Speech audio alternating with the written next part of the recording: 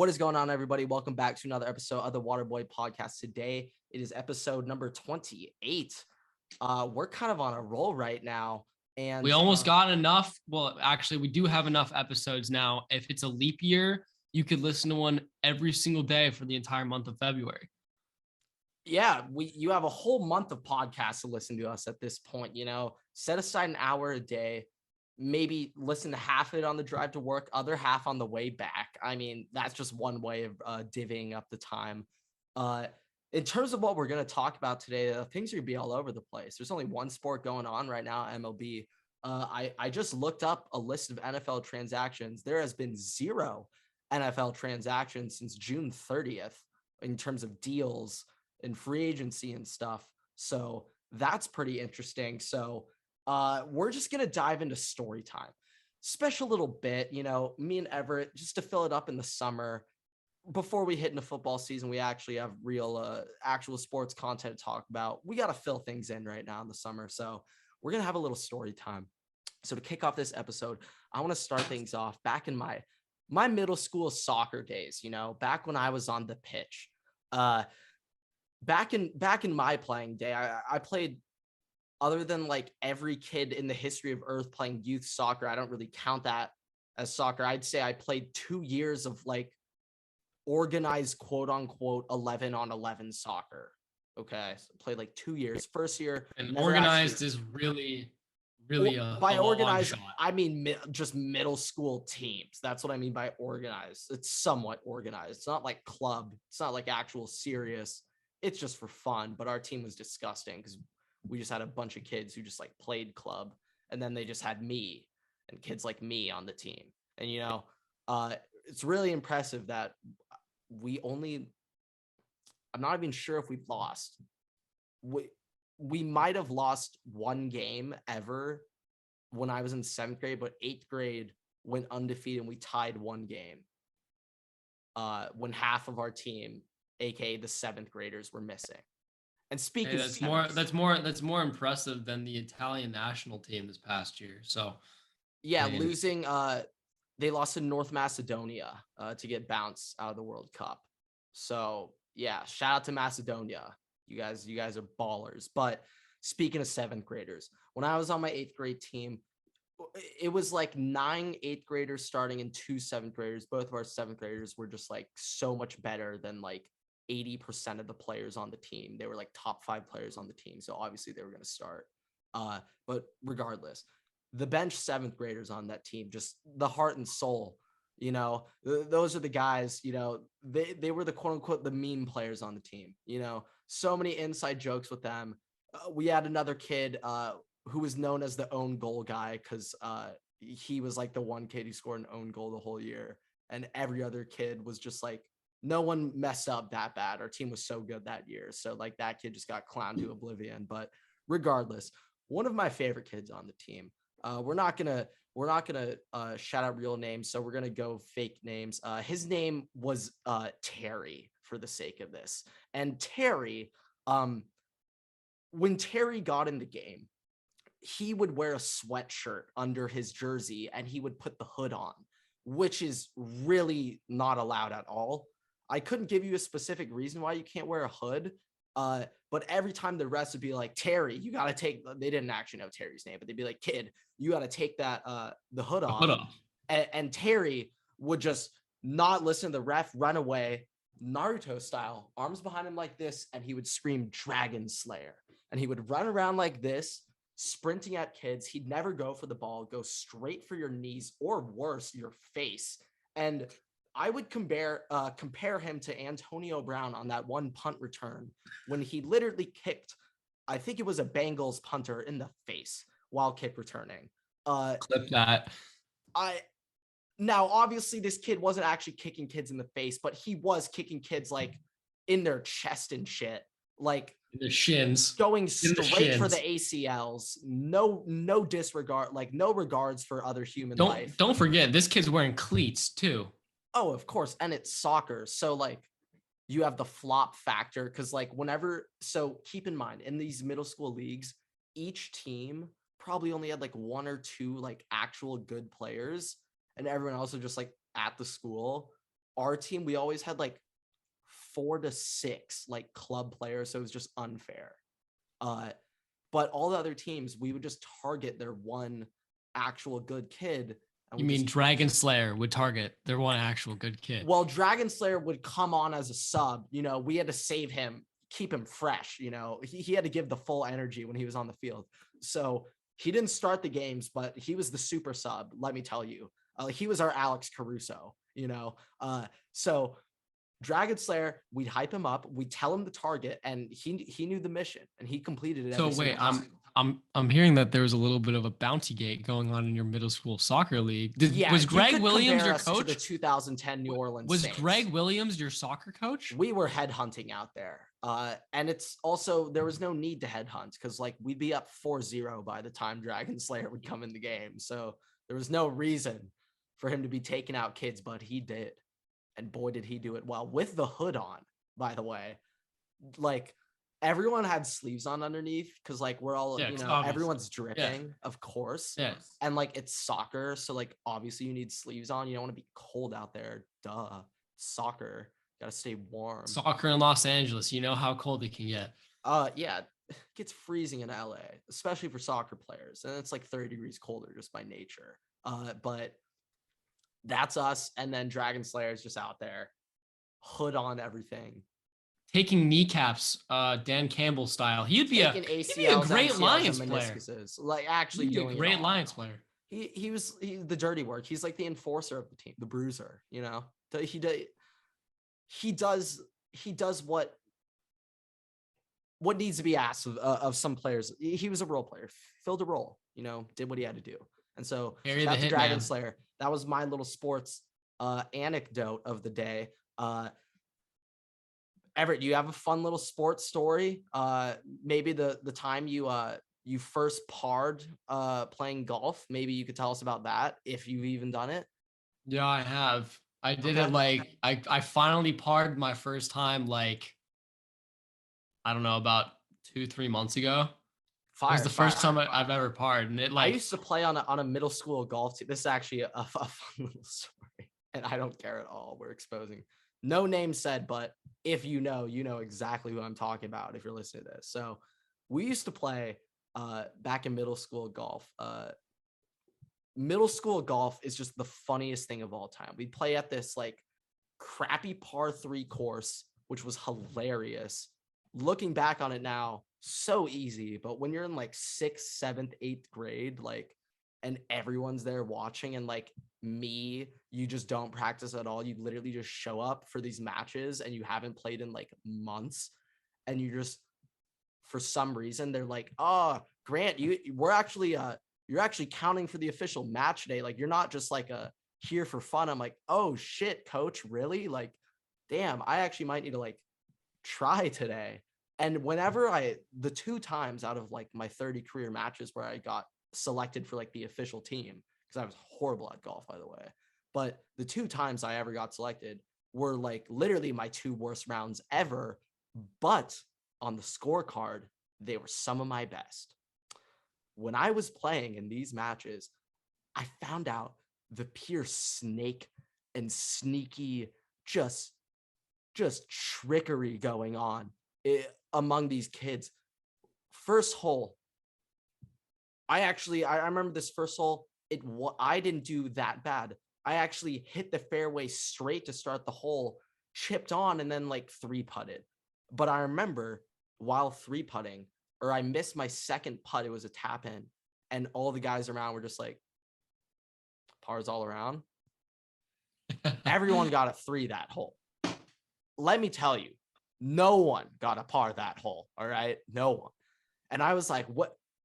Wait. And like one of the kids I was playing with, one of the kids I like looked up to, I never played with this kid, but like we see him in practice and he's just disgusting, by far like the best player on our team.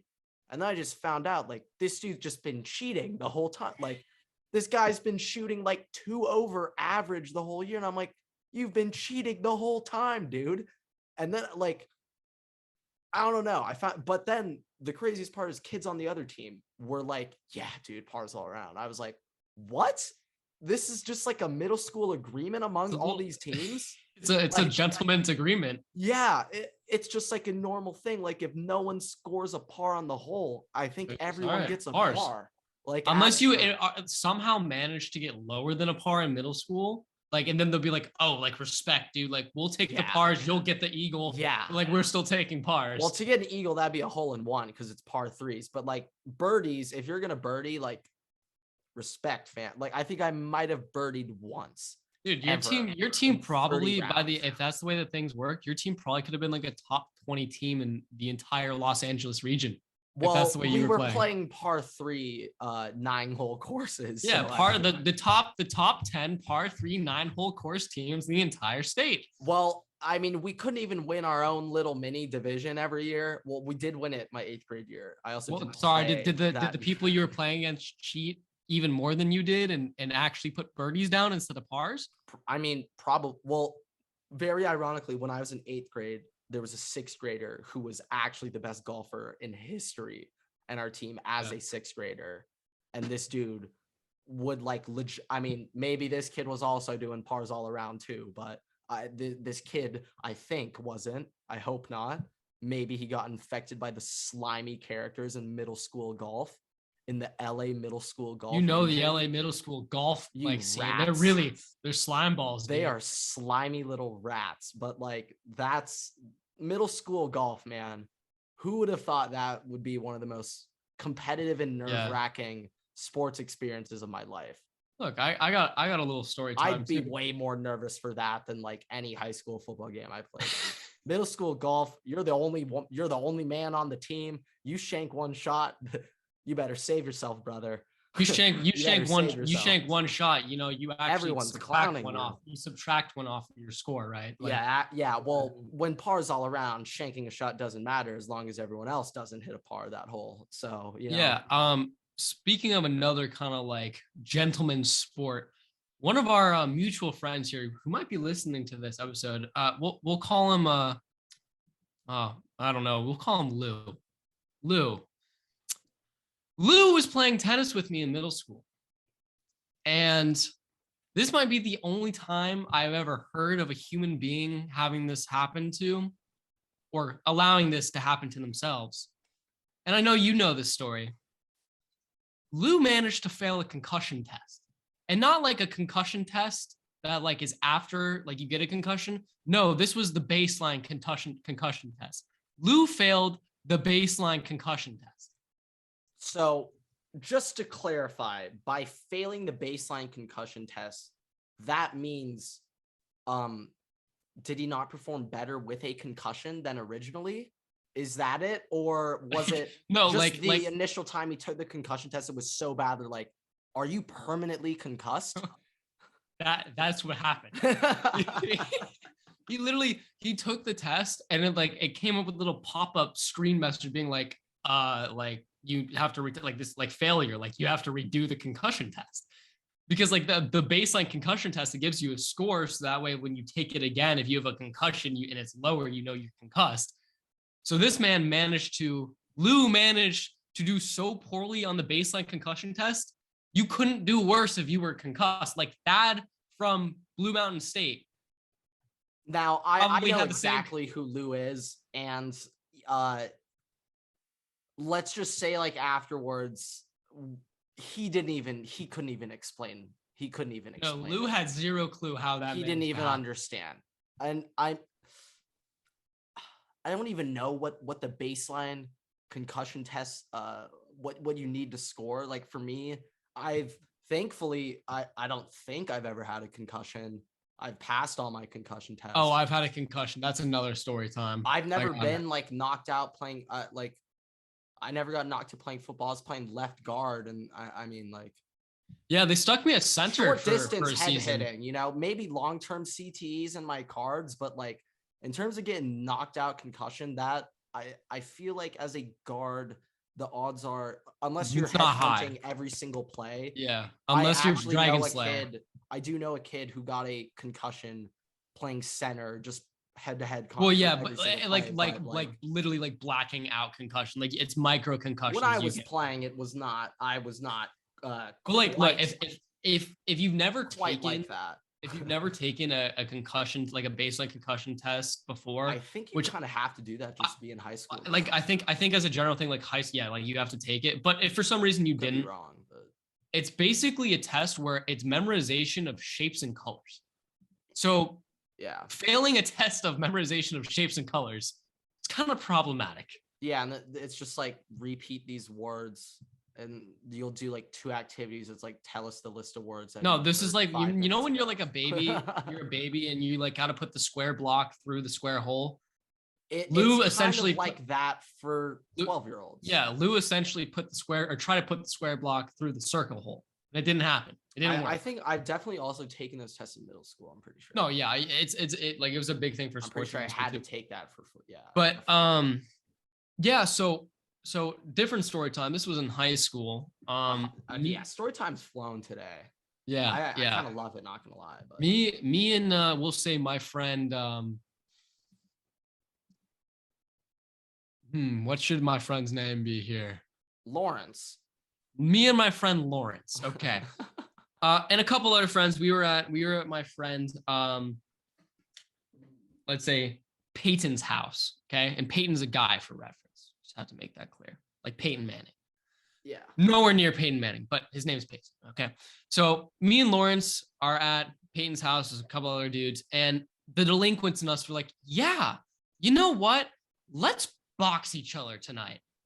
So me and Lawrence, who by the way, Lawrence is about, I don't know, 6 inches taller than me and has a good 50 pounds on me. He's like, yeah, Everett, I want to box you. And I was like, you know what? Okay, let's do it.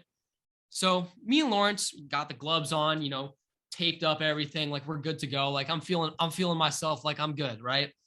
Keep in mind at this point in time, I was probably I still am scrawny, but like more so. Like I was probably like 115, 120 pounds. Like literally, like you could. Oh, like wow. A pencil could bench me.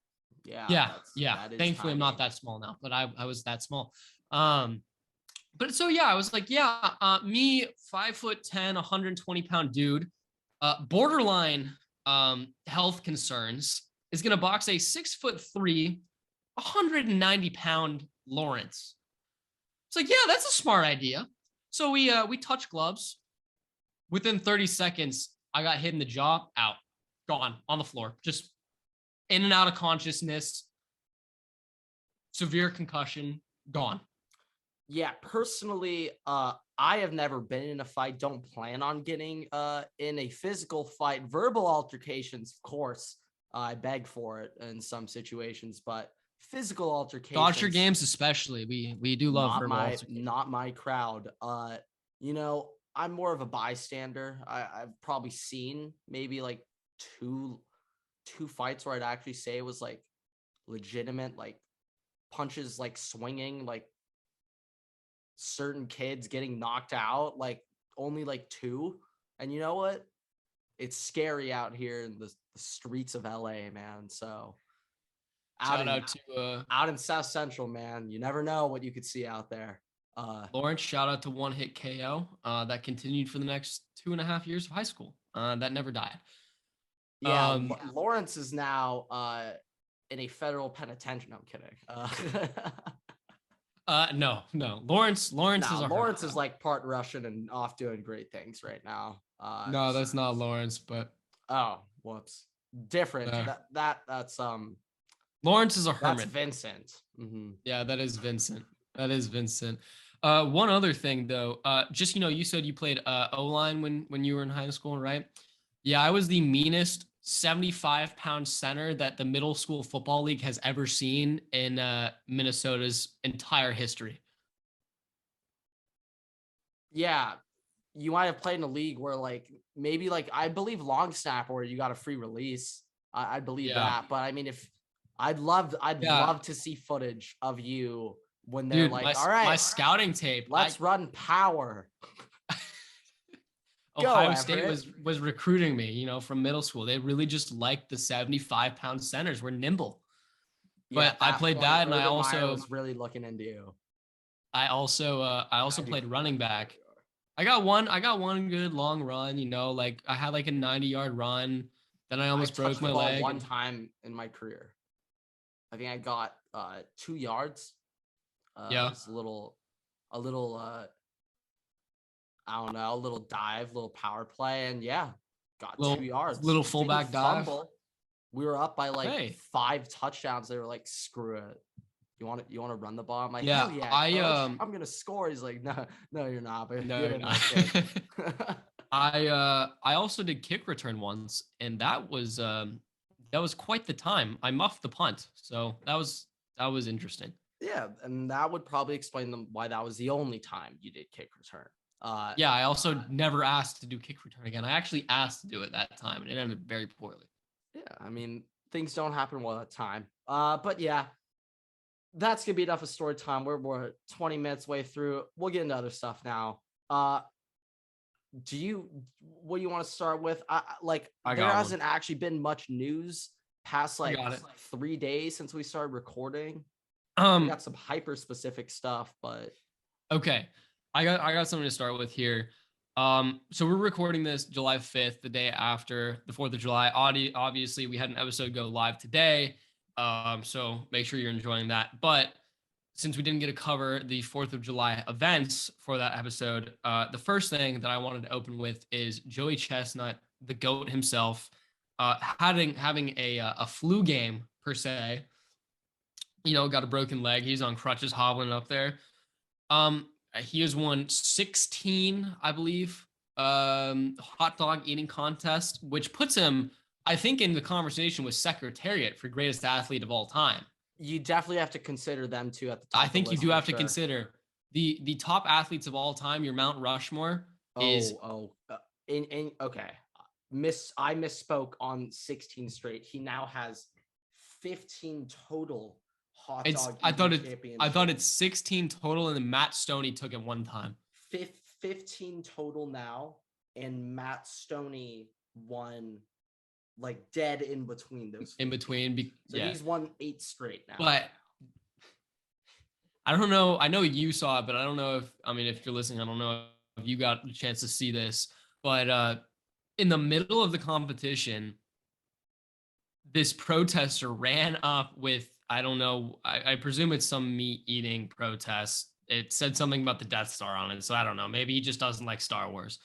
But he ran up and was trying to protest right in front of Joey Chestnut, and Joey Chestnut on one leg and fisting one hot dog just choked out this dude. Like I thought we were about to see murder on national television again.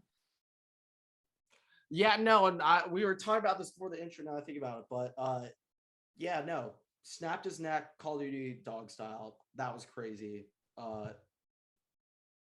don't even know what else to be saying. Joey Chestnut, you have to take into account that was the flu game. Man was on crutches, and then the protester comes on stage, so he has that distraction, yet still wins it.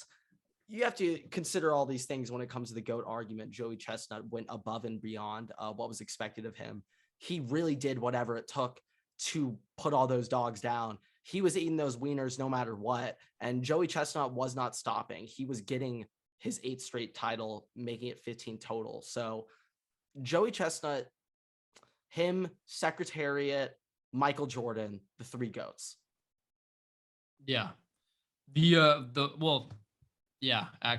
GOATs. Maybe throw Michael Phelps on there on the end, Can't disrespect Michael Phelps. Yeah. Phelps, yeah, we can figure that out. Maybe Brady's climbing up there, Yeah. Tiger Woods somewhere's in there, you know how it is. I guess I don't watch tennis, but Serena's up there. So Usain, Serena was speaking of Usain Bolt though, and this has been a great debate over the 4th of July. So this is the important question or debate. So you have to run an 100-meter dash. It's between Usain Bolt and Joey Chestnut. And before you can start running the 100-meter dash, you have to eat a full plate of hot dogs and then run. You have to complete the plate of hot dogs and then run the 100. So who would win, Usain Bolt or Joey Chestnut? So this is a modified version that you're bringing up. I don't remember from what show I heard this, but I remember hearing this a year, maybe 2 years ago. the question that was posed was, who would win a race? You have to eat one full hot dog, then run in 100-meter dash. You cannot start the 100-meter dash until you have eaten full said hot dog. So Usain Bolt,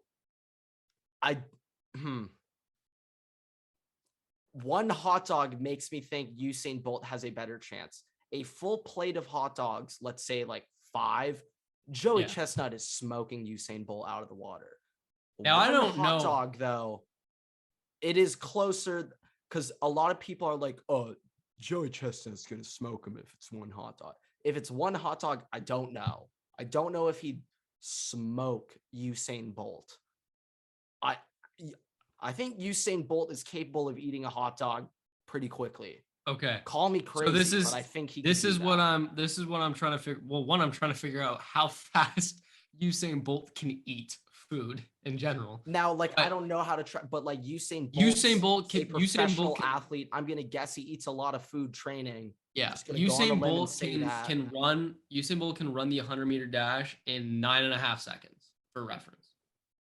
Yes. Now, Joey Chestnut, I don't know what could you look up like the average non-athlete male 100-yard? 15 to 20 seconds. Okay. 15 to 20 seconds. So like, and Joey Chestnut eats 12 hot dogs within the first minute. So that means he eats about 5 hot dogs. One in 5 seconds. 5 seconds. 5 seconds. So the math here is that Joey Chestnut would essentially be. If Usain Bolt can eat the hot dog in 10 seconds, then he would win. Yeah. So essentially, the math is Joey Chestnut would finish the whole thing in around 40 seconds. If Usain Bolt ran in 9.5 seconds, you give him 10 on top of that for being full with hot dog meat, and then another 10. So Joey Chestnut mathematically might have an advantage. I'd say maybe, but like I just think it's kind of crazy for people to be like, he would smoke Usain Bolt. No. It'd be a close race. Once if it's Usain a plate, then yes, I agree. That's just once Usain Bolt gets that hot dog down, I think that it could be a tiebreaker. But I think Joey Chestnut might be, I don't know, 75% of the way already down the 100-meter dash by that point. I just think that Usain Bolt's a professional athlete, and I'm just gonna say I think he could eat a hot dog pretty quickly. Are you telling me that Joey Chestnut is not a professional athlete? We're talking the 100-meter dash. It's only one hot dog, so it's not really. It's more so Usain Bolt's sport than Joey Chestnut's sport here, is what I'm trying to say, because it's only one hot dog. Fair. I just think everybody's. I think Usain Bolt might take the win, but I think everybody's clinically underrating how fast Joey Chestnut eats the hot dog. I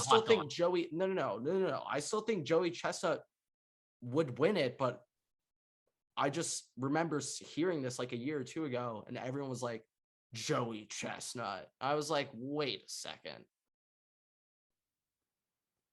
So here's my question. We sure that it's clearly Joey Chestnut? I don't know. I just don't think so. Between me and you. I also think we've been talking about this for way too long, and I guarantee a ton of people have checked out listening to this Joey Chestnut talk. But get your last point in, because I'm done with this. Between me and you, how many one hot dog and run 100 meters? Who's going to finish first? I think I'd actually crush you, because I think I could eat that hot dog significantly faster. And if it's only in a 100-meter dash, yeah, I would say you're probably faster than me, but I think I could do that faster, that whole thing faster than you. And in short distance, I go blazing. Long distance, I'm just saying, fast. I'll be booting if you make us run 200, but only 100. Yeah, I'd like. I think you're under. We might have to test this. We might have to test it. I truly believe I would not smoke you, but I believe I would win. I think you're underrating my ability to eat a hot dog. I think you are underestimating the quickness that I have when it comes to eating wieners. I've seen you putting the Dodger dogs down. I destroy dogs. Okay. All right. All right. All right. That's But enough. That's enough. we're done with that. We talked about that for like 8 too many minutes, and we already talked about that to start the episode. But okay, we're gonna get into some interesting stuff right now. Before I get into the cool stuff I want to talk about Big 12, I'm just gonna get this all out. Ohio State right now just received crystal balls to the number 5 defensive lineman class 2023, 4-star prospect Jason Moore out of DeMatha Catholic, where Chase Young went to high school. Shout out Larry Johnson, put some respect on the GOAT's name. He's not retiring until at least 2 years from now. So stop with the negative recruiting. You can't be saying Larry Johnson's going to retire. That ain't working. All right. Jason Moore's fully coming. And, with that makes the Mateo Uyungale and Nicholas Harbor recruitments a little bit less important. Top D ends out of that Ohio State are recruiting. But Jason Moore, big chance. Of course, Mateo or Nicholas Harbor would be great, but they're not as important. Other than that, though, obviously Ohio State still leads Tackett Curtis, but Ohio State needs to get this guy, Caleb Downs, out of Georgia. Top 10 player in the class, 5-star safety. I think it's down to Georgia and Ohio State for Caleb Downs. If Ohio State can snatch him out of Georgia's hands, that would be massive. That would, in my opinion, might help cementing Ohio State as at the minimum, top 3 class, maybe even top 2, maybe even the best class if they could also get a Nicholas Harbor or Mateo Uyungale in there. But Caleb Downs is the game changer after the Jason Moore crystal balls. That's the number 1 target right now. Caleb Downs to Ohio State, ladies and gentlemen. Other than that, I want to shout out Mario Cristobal and the U.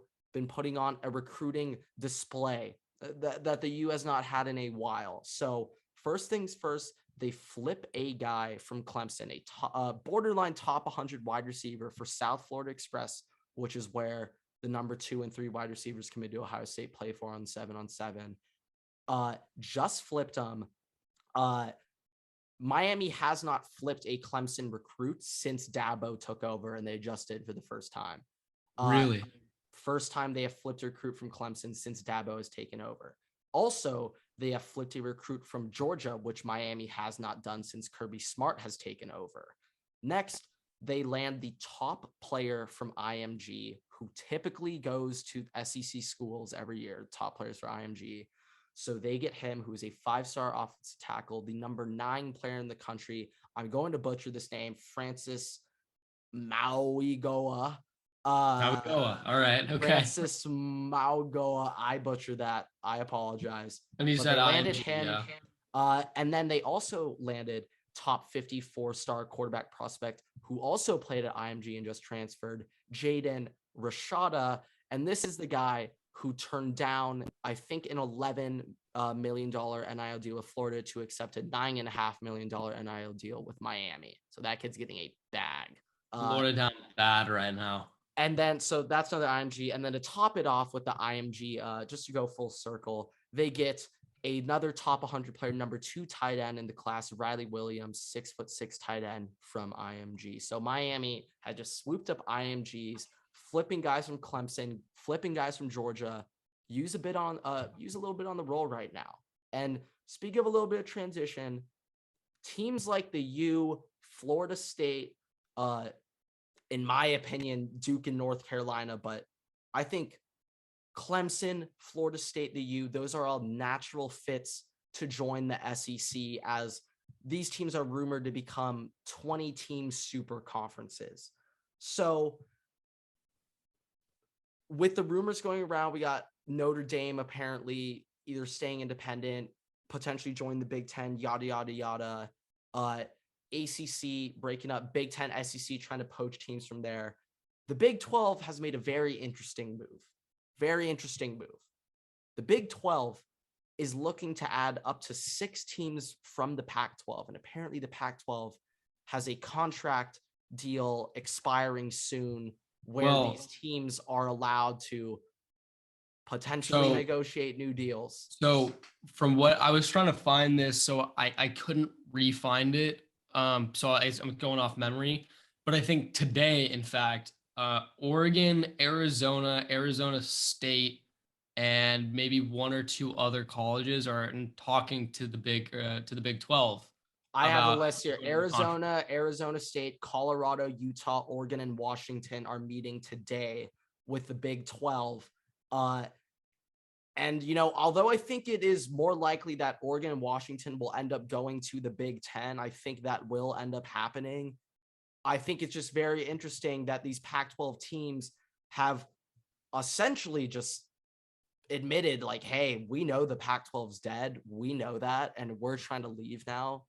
And so, yeah, let's just say the Pac-12 is dead. RIP to the Pac-12. It's donezo. It's gone. If the Big 12 takes, forget Oregon, Washington, but if the Big 12 takes Arizona, Arizona State, Colorado, Utah, Pac-12's dead. They're going to have to take Mountain West teams to replenish that conference, and they are about to become a glorified Mountain West with Stanford, Oregon State, Cal,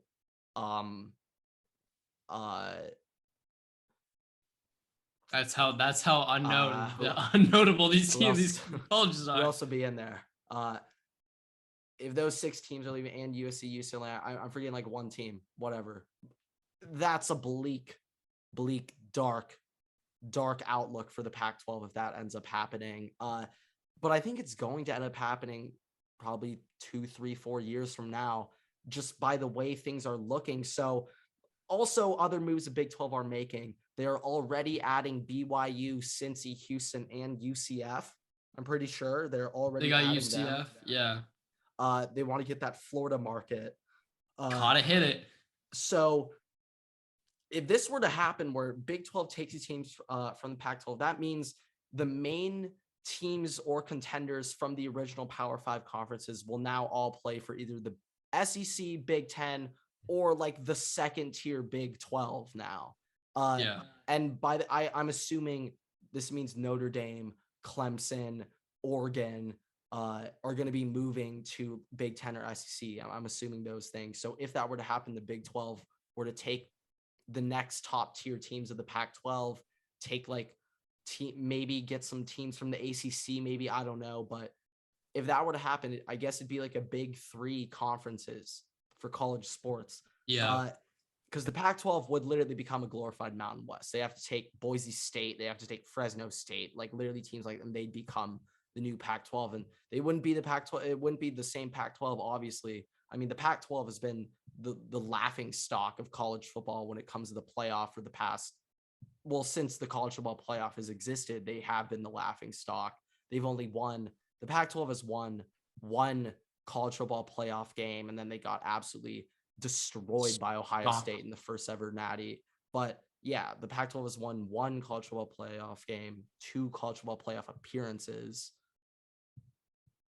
Not looking great out there. But yeah, we're going to have 2 power conferences. It's going to be Big 10, SEC. And when we look at outlook of college football playoff, I guess so actually, if let's say they don't expand the playoff, keep it at 4, it's going to be hard to not argue 2 Big 10, 2 SEC teams getting in. But what's the point of the Big 10 championship game, SEC championship game? Like a lot of things that like. I think that with an expansion, obviously making these super conferences, I think a playoff expansion is just bound to happen. I know that they just said it's not like it can't happen. At the end of the day, money runs everything. And you gotta know more money, so they definitely want to do it. If anything, well, you would think they would want super conferences. They can only have like a 10-game regular season conference only. Yeah, and then so because out of conference games now, I mean, now that USC and UCLA has joined the Big 10, like people would always bash them. You don't play tough opponents. Now their conference, that is their schedule. Those are your out of schedule opponents. You just scheduled them all. So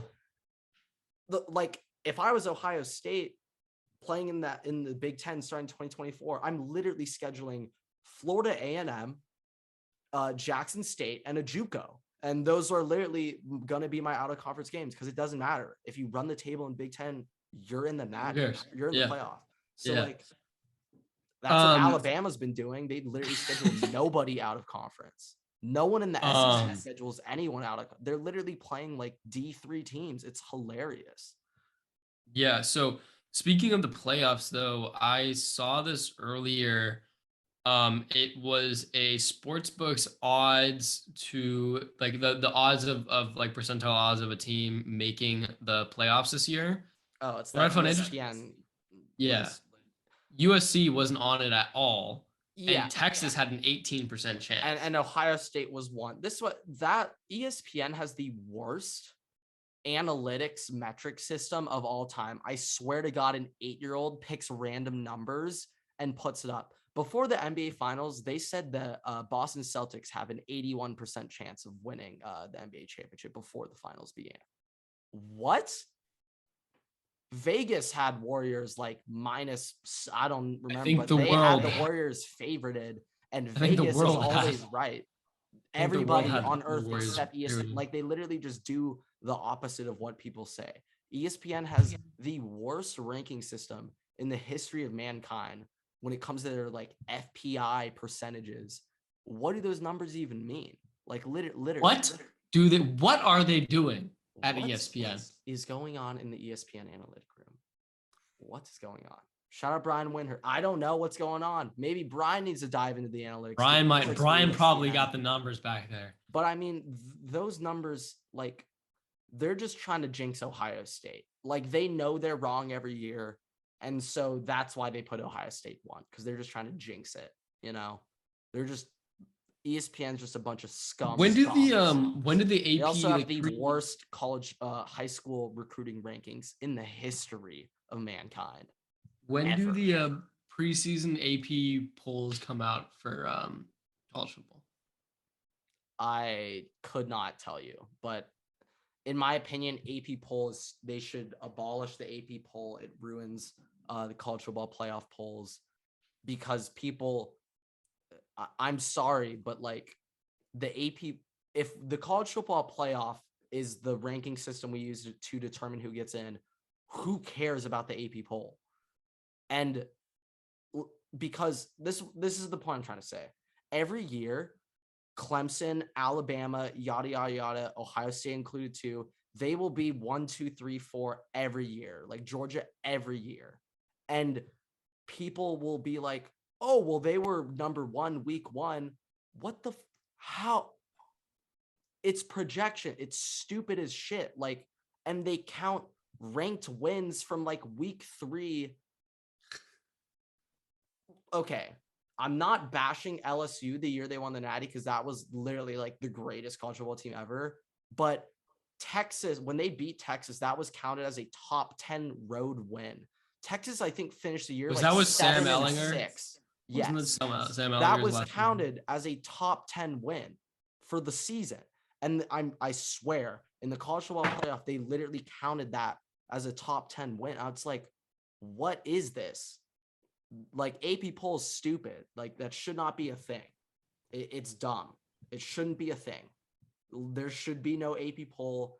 There should be like, I hate to say it because there need to be rankings, but either the college football playoffs starts projecting from week 1, which I don't agree with, or there's just no ranked teams until week 7.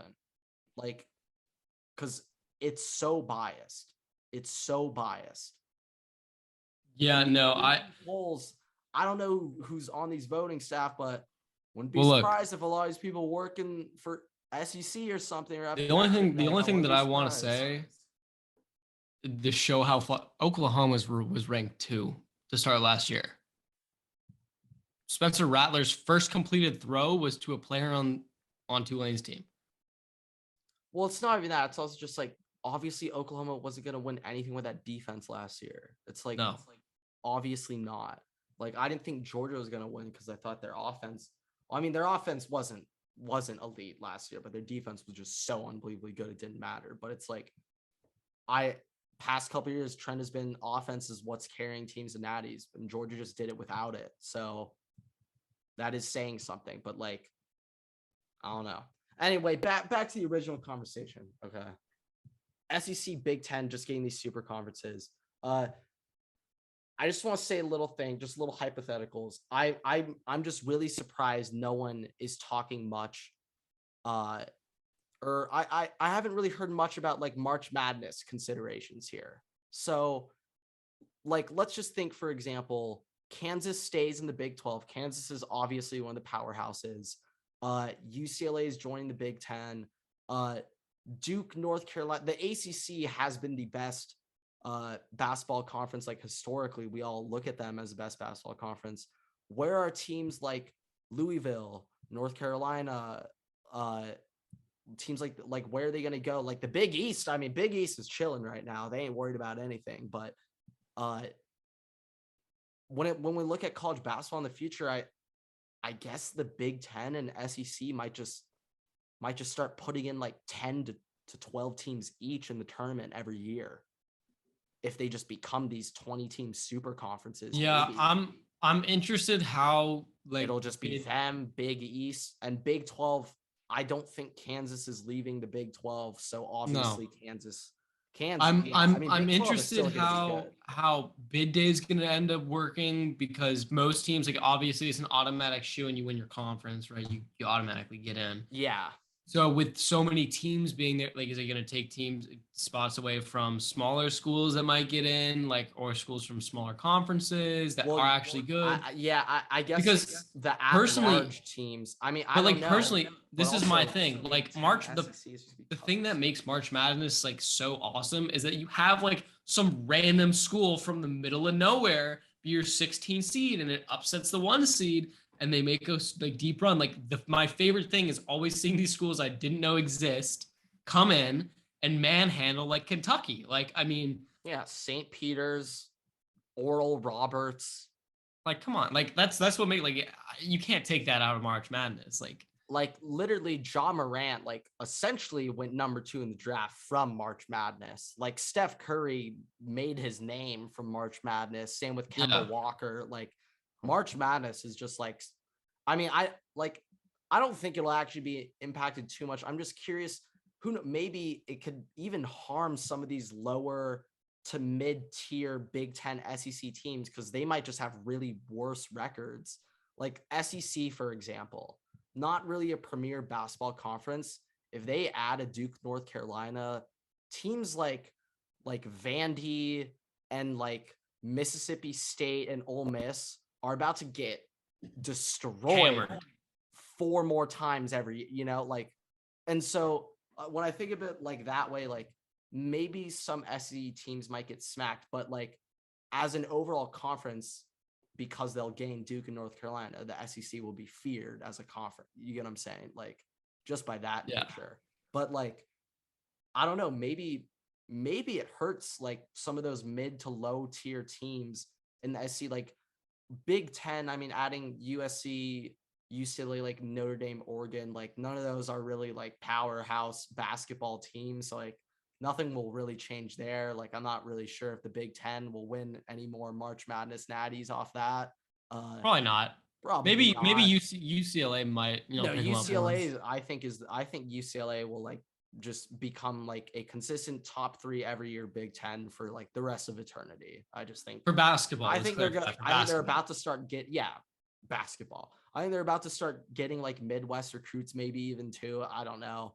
Just thinking like maybe I think overall, just like the way recruiting works out, like UCLA Ohio picks State, Midwest teams, they can now tap into the California market. UCLA picks up the big California, like West Coast market. Like that's the West Coast market school.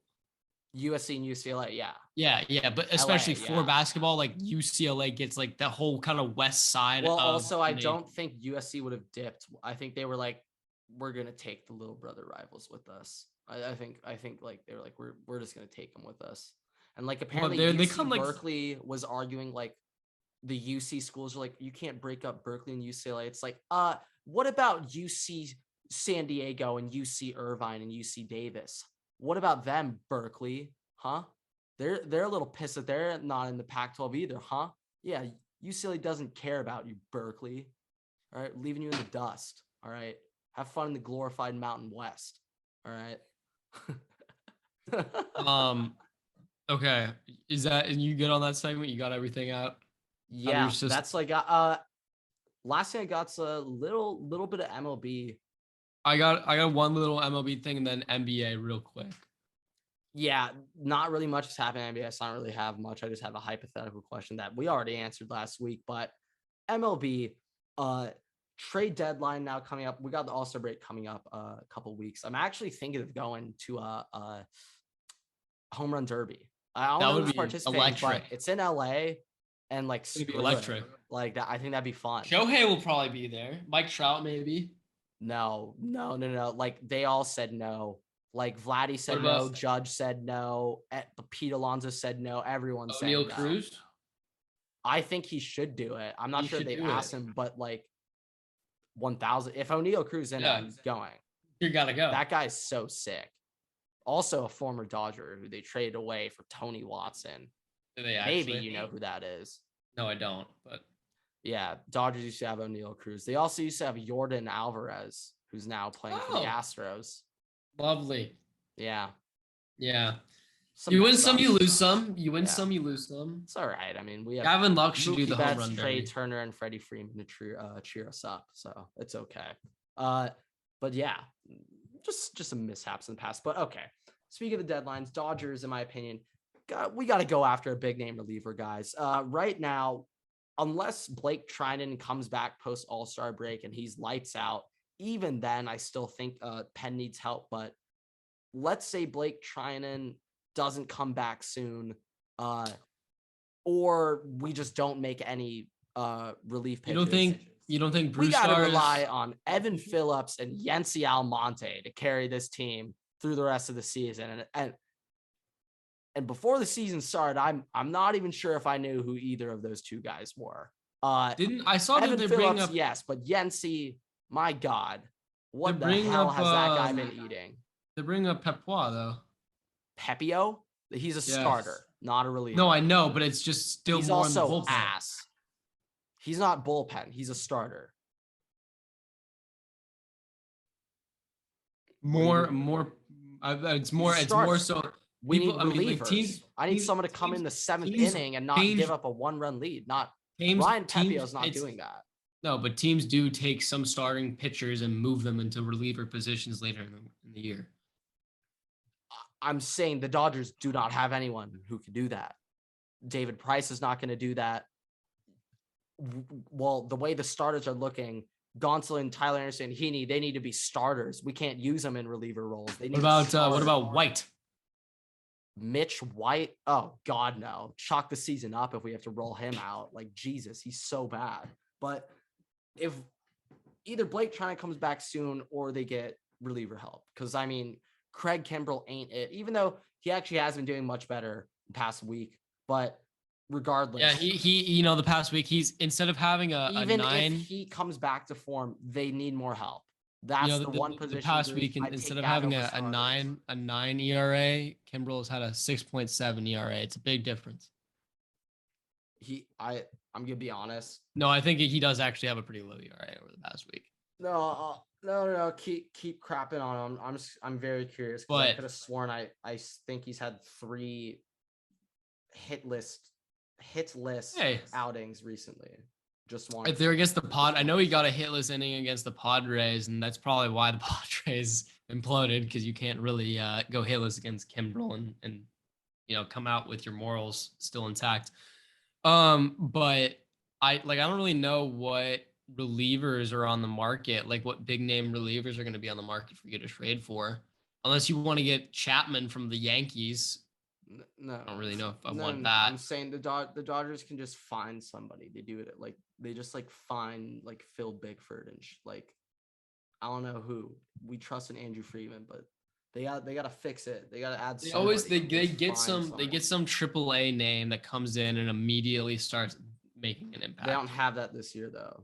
No, I know, but that's kind of what happened. They don't have that, so it's they just got to trade for someone. Well, I'm saying they trade for a AAA.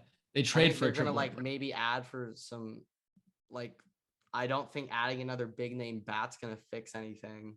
No, you need pitching help. That's kind of how you win. Because despite the Dodgers, in my opinion, being horrible offensively, they are still, I think, 0.02 runs per game less than the Yankees. Still second in the MLB, barely behind the Yankees. I mean, they're the 3rd best team in the MLB right now.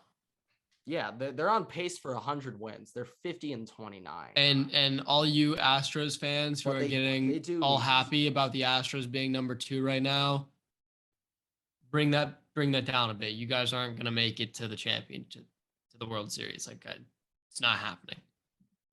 I think the Astros are pretty good, and they also just have like the easiest division of all time. Yeah, the Astros are pretty good. They are. Makes sense why they would. But also, be the best team. Karma exists in the world, and there's no way they're winning a World Series in like the next 5 years. It's just not happening. If they did, it'd be so funny. It'd be so funny if they did, though. Okay. Yeah, my one thing for the MLB that I had is that Manny Machado apparently drove from Arizona to Los Angeles for the Padres series versus the Dodgers, so that he can minimize swelling in his injured ankle and still play. He went 2 for 13 with 8 strikeouts when he came to play for them. No, yeah, I mean, he was hurt anyway, and I mean, his whole team sucked. But I mean, you know what? Shut up, Manny, for at least putting in making A for effort. I'm just saying, like, I think Manny does not really deserve as much hate as he get. Like, I always love Manny. I just thought that it was funny that he drove all the way, making the effort to just strike out 8 times and only get 2 hits. But yeah, so unless you got any other MLB things, we can wrap up real quick with the NBA. No, I got nothing else. I just got 2 quick things in the NBA. So Kevin Durant reportedly has 0 interest in playing on a team that does not have 2 all-star level players. So that eliminates basically 3/4 of the NBA. Yeah. So yeah, remains Heat Suns, like what he said before. You want to do, yeah. So probably what will happen. And then the other report, if he does want to play with 2 all-stars, that does mean that he would have to trade Tyler Hero instead of Bam, because Bam's an all-star. Well, Kevin wouldn't really get a choice in who's in that package, though. I'm just saying the Nets would be so dumb to take a non-offensive scoring older center over Tyler Hero. I'm just saying. I still can't believe you were like really thought for a second the Nets could, or what's no, I said that the Heat Tyler Hero. No, I said give up Tyler Hero. I literally 100%. Convinced you last week that it was a better idea to trade away for the Heat, maybe. Yeah, even but then, also no, Tyler Hero. Tyler Hero is a good depth bench player, a good 6-man. If you put him in a situation where he's the starting point guard or shooting guard and you have no talent around him, he's going to get clamped down like it's Dennis Rodman's on him. I think that's just a crazy claim. I truly believe he's a that good if player, he went but to like the Nets and got to shoot 25 times a game, obviously he would average more points per game. Well, yeah, that's a given. But is he going to be an all-star player? No, he's not going to be an all-star player. Balls. I know, but Bam on that team is not. Tyler Hero is helping the Nets out more in the future than Bam Adebayo is. You would shovel off Bam for more picks. Players.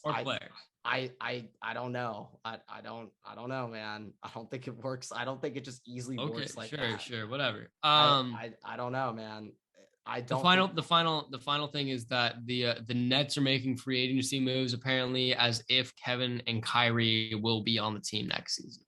Well, I mean, so I don't know how that's gonna work. I mean, you gotta at least maybe try to keep them here, because I mean, if once you trade them, the team's literally rebuilding. You're now OKC, and you're actually gonna win 8 games next season. So it's either that or like you can bum your way back to an 8 seed bounce first round. You telling me that Chet's not going to carry the team to the playoffs next year? No, it's like, but I do think OKC's got a great future. You just have to draft well, of course. We'll see if the Nets can do that. But like, yeah, the Wolves have KD and Kyrie, so I mean, you might as well try to make it work for the next week until it's officially over, and then it's like, all right, we are full in Brooklyn Nets 2032 championship run. Yeah, maybe. All right. Might as well try to make him happy. Yeah. Maybe they have a change of heart, but I also think it's maybe Kevin Durant just pulled like the snakest move in NBA history and only requested a trade after Kyrie re-signed just to give the big middle finger to Kyrie. Did we expect anything else though?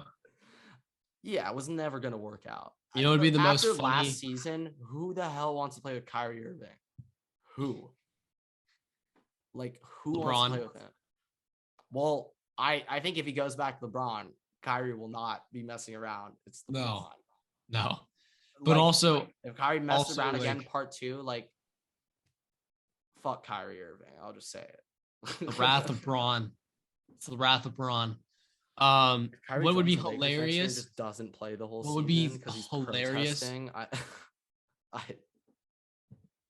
don't know. What would be hilarious if Kevin Durant got stuck on a team next season with James Harden again. And James Harden, Kevin Harden. Kevin Harden.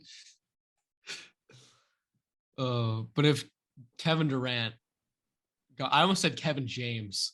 Kevin James. Yeah, I was about to say. I think I when you said Kevin Harden, I think I pictured Kevin James in my head. I was like, wait, that's not right. Is that Sean Payton of the Saints? Oh my God. I still haven't seen that. Is that on Netflix? It probably is. Or Disney. I think it's Disney Plus. Sean Payton really allowed Paul Blart to play him in a movie. Yeah. Interesting. Okay. All right. I got nothing else sports-wise, but I gotta end off the episode with this, or else I'll never say this. To everyone out there who just watched Stranger Things, just like, wow, just crazy. I'm not gonna spoil anything. I doubt you'll ever watch a show if you haven't already started watching, but they just have like so many throwback like scenes of like old 80s, like 70s movies, and they like through the Stranger Things characters, they recreate like the classic A New Hope Rogue One scene in the little I forgot what the ship was called, where all the rebels they like recreate that scene like but Stranger Things, and they do things like that, and it's just like there's so many just like cultural references and stuff. That show is just like phenomenal. But the bigger point of this is that without Stranger Things, Netflix is so dead. Netflix needs Millie Bobby Brown more than anything on earth, because like Hulu has like, I just got access to Hulu the other day. They have like Family Guy, South Park. Hulu's killing it. This is all, but like Hulu's just disgusting. The Office is on Peacock. Remember they bought the entire rights from like and HBO. I guarantee that boosted streaming numbers for Peacock by like maybe 80,000%. The Office apparently was like 40% of Netflix's like watch time. Yeah, and everybody canceled their subscriptions when they took it off. But what I will say is, while like Stranger Things is definitely like the big thing why Netflix is still alive, Adam Sandler is like carrying the entire movie department for Netflix on his back. Actually, I just looked into that the other day. I was like, what? Why are there just like 6 Adam Sandler movies released within the last 3 years by Netflix? I don't know. His new movie, by the way, his Hustle is his new movie. LeBron is the executive producer on it. Yeah, everyone's seen that one. It's very good. Yeah, it's very good. I like that. Uncut Gems, very good. I have props to Adam Sandler. What? I haven't either. I just know Uncut Gems from the Julia Fox meme. Yeah, that's the old Kevin Garnett. Kevin Garnett's in there. That's all I've seen. Kevin Garnett did a movie. Yeah, he's in Uncut Gems. Yeah. I didn't know KG was doing that, but he's like that. I mean, guess you gotta do what you gotta do to get that money. But I mean, yeah, KG, do what you gotta do, man. You got anything else? Or no, that's it. Yeah, okay. We're good. All right. Thank you everybody for listening to episode 28. bit of a random summer episode. Not much sports content going on. Got a lot of filler stuff. Got to think of some fun little concepts. Make sure to help your water boys out. Yeah, make sure. Day camp activities. Make sure to help your water boys out. Like and subscribe. Drop a follow on everything. 5-star rating on all platforms. Download the podcast. Follow us on TikTok. We just I think we actually broke 1 million total channel views 2 days ago. So little baby moving up in the world, slowly but surely moving up in the world. So yeah, make sure to check us out on TikTok for shorter clips. Might also be starting pumping out shorter 4 to 5 minute segments of our podcast on YouTube. I understand not everyone wants to sit and listen to an hour long thing. For everyone, if you've made of us two idiots we talking, love you. Shout out to you. But hey, let us know maybe in the comments or something. I don't know if you guys like shorter videos. But yeah, that's gonna do it for me. Everett, closes off. Waterboys out.